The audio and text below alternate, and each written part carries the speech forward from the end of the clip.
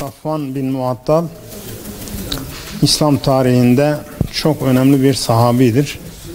Sahabi sağlığında Hazreti Peygamber'i görmüş, Müslüman olarak onunla tanışmış ve onunla bir müddet münasebette bulunmuş kişilere denir.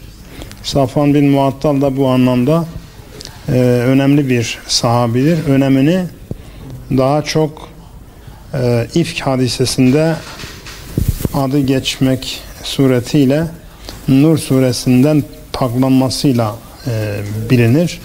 Nur suresi onun hakkında nazil olmuştur. Safvan bin Muattal'ın Samsat'ta medfun olduğu tarihi kaynaklarla sabittir. Türkiye'de varlığı kesin olarak bilinen, yani türbesinin yeri kesin olarak bilinen iki sahabiden en önemlisidir. Bunlardan bir tanesi de Halid bin Zeyd adıyla bilinen, daha çok Ebu Eyyub el-Ensari olarak bilinen Halid bin Zeyd'dir ki o da İstanbul'da medfundur. Bugün İstanbul'da onun adıyla bilinen bir semt vardır, Eyüp Sultan diye. Ancak onun türbesi İstanbul'un fethinden sonra keşifle bulunduğu bilinir. Ama Safvan bin Muattal'ın türbesinin Samsat'ta bulunduğu 20-30 civarında tarihi eserlerle sabittir. Kesin olarak kabri bilinen sahabilerden bir tanesidir. Kendisi Süleym kabilesinden olup gençliğinde vatanını terk edip Hazreti Peygamber'e gitmiş, biat etmiştir. Ve Hendek Savaşı'nda müşriklerle birlikte Medine'ye saldıran Beni Süleym'e karşı, yani kendi kavmine karşı, akrabalarına karşı savaşmış, cihada katılmıştır. Samsat'ta bulunmasının sebebi de İyaz bin Ganem komutasındaki Hazreti Ömer'in ordusuyla buralara gelmiştir. Cihat amacıyla gelmiştir. Müslümanlar cihat için bir yere gittiklerinde oradaki zulmü ortadan kaldırmak, orada yaşayan insanları daha hür bir şekilde yaşatmak, onların mallarını, canlarını ve namuslarını korumak amacıyla gitmişlerdir. Ancak bunun karşılığında bir cizye almışlardır. Yani gittiği yere ya Müslüman olursunuz, ya bize teslim olursunuz, canınız, malınız ve namusunuz karşılığında bize cizye verirsiniz, ya da bizimle savaşırsınız denmiştir. Bu anlamda İyaz bin Ganem komutasındaki bir orduyla da önce Harran'a, oradan Urfa'ya, daha sonra da Samsat'a gelmişlerdir.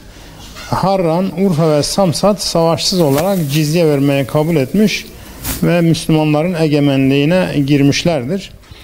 Ordu buradan da İyaz bin Ganem komutasındaki ordu Diyarbakır'a gitmiş. Safvan bin Muattal komutasındaki kolordu da Samsat'ta kalmıştır. Safvan bin Muattal 40 yıl kadar burada Samsat'ta valilik yapmış, çeşitli seferler düzenlemiş ve sonuçta da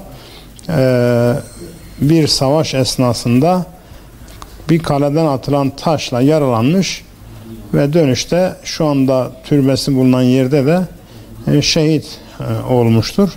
Buralara gelme sebebi de Allah'ın cihat ayetleriyle ilgili olarak Allah'ın adını yeryüzüne yaymak, ilahi kelimetullah dediğimiz Allah'ın adını yeryüzüne yaymak amacıyla buralara kadar gelmişlerdir. Hazreti Peygamber'in vefatı esnasında veda hacında 100.000 kişinin olduğu söylenir. Hatta onun yaşadığı dönemde netice itibariyle yüz binlerce kişinin Müslüman olduğu söylenir. Ancak bunların büyük bir kısmı, yani çok büyük bir kısmı kendi memleketinde vefat etmemiş, cihada çıkmışlar. Ta Orta Asya'da, Endonezya'da, İran'da, Türkiye Cumhuriyetlerde ve Anadolu'da, Kuzey Afrika'da, buralarda şehit olmuşlar ve türbeleri burada bulunmaktadır. Bu anlamda Safvan bin Muattal da bizim medar iftiharımızdır. Bizim için bir şanstır onun bu topraklarda medfun olması. Ancak şu şartla ki onun yolundan gitmek, onun mesajını doğru anlamak, açısından. Biraz önce de arz ettiğim gibi Safvan bin Muattal'ın saflığı ve aklı, temizliği Nur suresiyle tespit edilmiştir.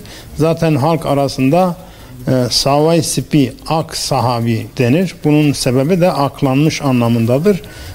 Hazreti Peygamber zamanında bir savaş esnasında Hazreti Ayşe geride kalınca onu götürüp orduya yetiştirdiğinde ordu içerisindeki bir takım münafıklar zanda bulunarak ona iftira etmişlerdir. Bir sürü sıkıntı çekilmiş ama Nur suresiyle de paklanmışlardır. Kısaca Hazreti Safvan bin Muattal'la ilgili olarak özetin özeti şeklinde bu anlatılabilir. Efendim, İslam dini her şeyi bir kurala bağlamıştır. Dolayısıyla türbe ziyaretleri de bu kurallar çerçevesinde değerlendirilmelidir. Malum olduğu üzere Hazreti Peygamber önceleri türbe ziyaretlerini, kabir ziyaretlerini yasaklamıştı.